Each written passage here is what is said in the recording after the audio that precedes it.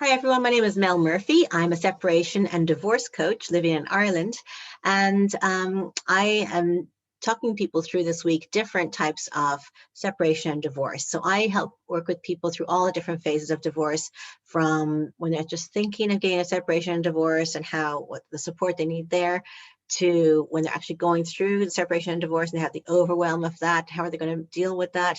To after divorce, when it's all finalized, now what? Where do they go next?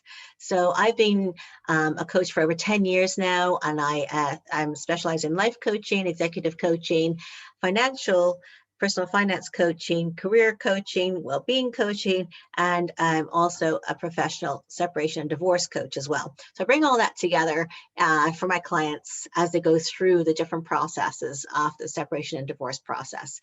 So I went through my own messy separation and then divorce, because in Ireland you had to be separated 4 years in the past before you could divorce. Now it's gone down to 2 years. And I spent way too much money on my divorce. And now we're actually friends. So we actually did our own DIY divorce. So we did a legal separation and spent way too much money on it. And then a couple of years later, we were friendly again, and we did our own DIY divorce and went into court and represented ourselves. So I just want to, now he co-parents really well. We get on really well as friends. We would not get on well if we were to get back together. So we keep it that way, and it's fine with us. So I just want to help others who are going through a similar situation to me, who are going through separation and divorce, to try and make it as positive a situation as possible. I want to save you money. I want to save you pain. I want to be there to support you. When I was going through my own situations, the lawyers weren't there to give me lots of different ideas as to how to do this, right? I was sort of on my own. They helped me with the legal stuff and did all that paperwork for me. But in terms of coming up with a solution that suited our situation, I didn't get that. And I was so lucky to have support from my family, friends, and also I was a coach, and I used all the different coaching processes on myself to help me through this. And so now we're getting on well and all's good. So now I'm bringing all that experience, all my coaching experience, all my background, all the ideas I put together to help my clients like you. So in a previous video, I talked about people who are going through or thinking of getting separated or divorced. And in this video, I want to give you some examples of clients I've worked with who I've gone through the separation and the divorce. So I'm going to give different examples and see which one resonates with you. So one of them is called Catherine. So Catherine had been thinking of getting a divorce. Let's say during COVID, the cracks in her relationship became Grand Canyons. And even though they'd gone for counseling and all of that, because I always advocate couples counseling and trying really hard to keep the relationship together first, but it was just not going to work out. She wasn't going to be fulfilled in her life if she was to stay with her husband, and it just wasn't going to work out for her. And she wanted to keep it as amicable as possible. So what we did was looked at different types of divorce. So different ways you can get divorced, and they decided to go with a cooperative lawyer who helps to mediate between the couple, and that keeps the costs down and it helps them to agree a financial and parenting plan a little bit better. So I step in, then I work with a lot of lawyers they do all the legal paperwork side, and I take all the emotional stuff. And I work with some of the top lawyers in Ireland to see how we can to help their clients get to conclusions faster, basically. Get in and out of court and try to agree on something as quickly as possible and move on, right? We don't want to drag this process through. It's hard enough as it is. You just want to move on with your life, right? Finish it and get going.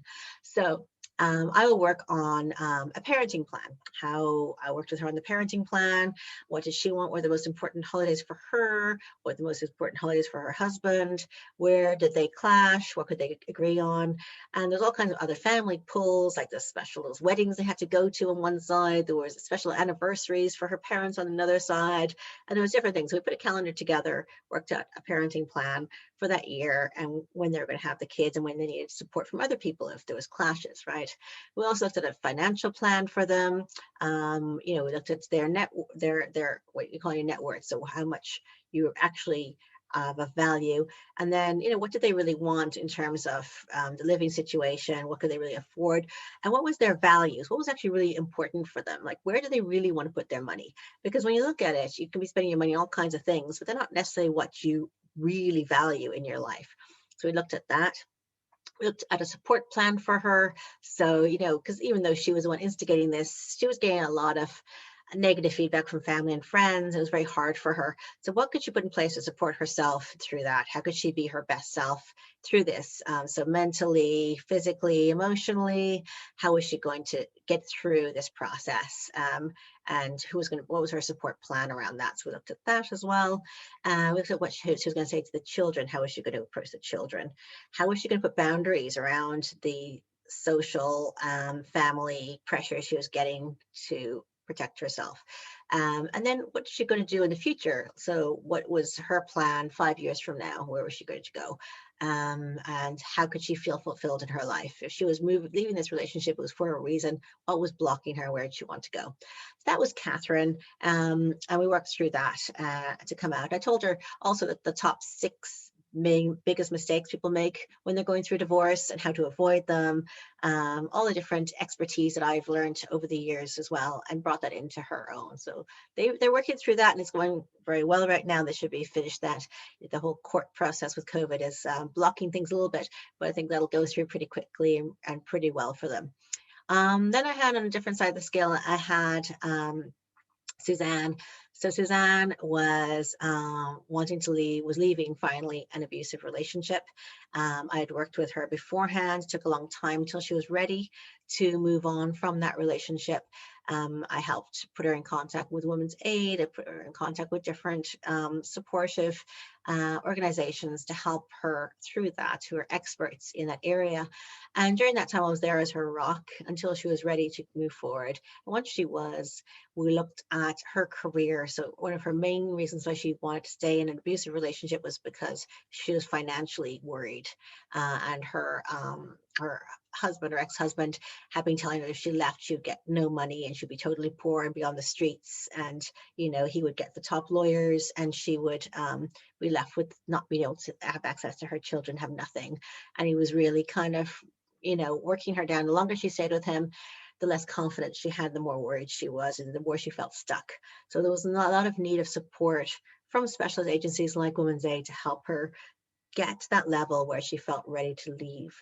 And in those relationships, the earlier and faster you leave, the better, because otherwise they're just going to keep working at you and winding you down and crushing you and getting rid of your confidence. And at the same time, as your children are growing up, they're getting used to being in that environment. They're getting affected more and more as they get older, and then they're going to choose that kind of a relationship for themselves, very likely, because that's what they see as the new normal. So it's super important to try and get out of that as quickly as possible, and very seldom does the other person change, unfortunately. So based on all the research I've read, it's a very small percentage who change. So I had to help her with her career plan. How was she going to financially help support herself? Where was she going to go?